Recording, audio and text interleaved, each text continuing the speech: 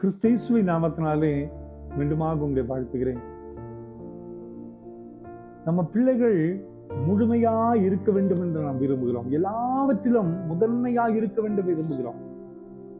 குறைகள் இல்லாதபடி அல்லது எந்த ஒரு தடுமாற்றங்கள் இல்லாதபடி அந்த பிள்ளைகள் சந்தோஷத்தோடு இருக்க வேண்டும் என்று நாம் காரியங்களை செய்வோம். உலகத்திலே இந்த உறவே அப்படிப்பட்ட ஒரு உறவை எதிர்பார்க்கும் போது ஆண்டவர் தமது சொந்த பிள்ளைகளாக இருக்கக்கூடிய நம்மை ஆண்டவர் எப்படி உருவாக்குகிறார் என்றால், மத்தேயு 5:48 ஆண்டவர் சொல்லுகிற, இயேசுவானவர் சொல்லுகிற வார்த்தை, நீங்கள் பூரண சத்குணராய் இருக்க கடவீர்கள் என்று ஆண்டவர் சொல்லுகிறார். You shall be perfect.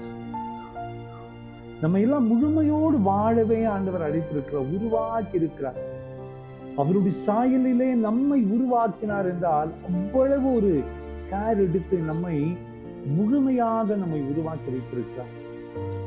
ஆனா அவருடைய வழிநடத்துதலையும் அவருடைய கிருபைகளையும் உணராதபடி நம் குறைகளை நாம் தேடிக்கொள்கிறோம்.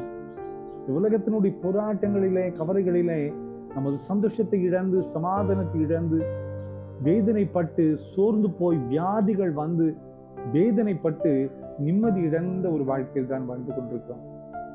ஆனால் இந்த உலகத்திலே கஷ்டத்தோடு வாழ ஆண்டவர் நம்மை அழைக்கவில்லை. அது ஆண்டவர் விரும்புகிறதும் இல்லை. நீங்கள் பூரண சத்குணரா இருக்க வேண்டும் என்றுதான் ஆண்டவர் சொல்லுகிறார். ஒருவேளை தர்மியான இந்த காலை நேரத்தில் நம்ம எல்லாரையும் முழுமையாய் ஜீவிக்க வேண்டும் என்று ஆண்டவர் விரும்புகிறார்.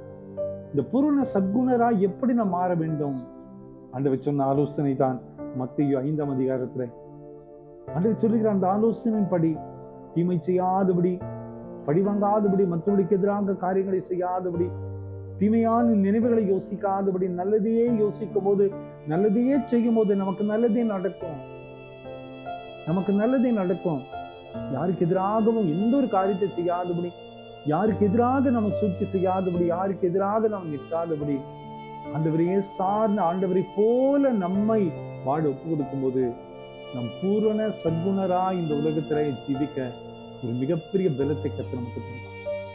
கவலைப்படாதிருங்கள். இந்த பூரண வாழ்க்கையை இந்த உலகத்துல வாழவே நாம் அழைக்கப்பட்டிருக்கிறோம்.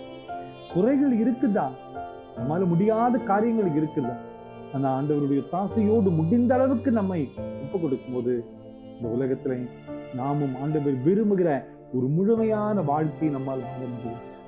கவலைப்படாதிருங்கள். இன்னைக்கு குறையோடு காணப்படுகிறோம், இன்னைக்கு கஷ்டத்தோடு காணப்படுகிறோம், இன்னைக்கு வேதனையோடு காணப்படுகிறோம்.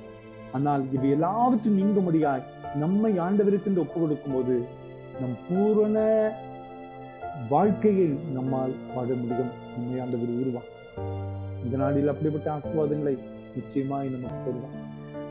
ஜெபம் பண்ணலாமா? அன்பின் ஆண்டவரே, இந்த போராட்டம் பாடுகள் நிறைந்து இந்த உலகத்துல வாடுகிறோமே அப்பா, ஆனால் பூரண சத்குணராய் இருங்கள் என்று சொன்னீரேன். இதோ நீ தருகிற இந்த ஆசீர்வாதங்களை சுதந்திரித்துக் கொள்ளக்கூடிய பலத்தை தாரும் அப்பா.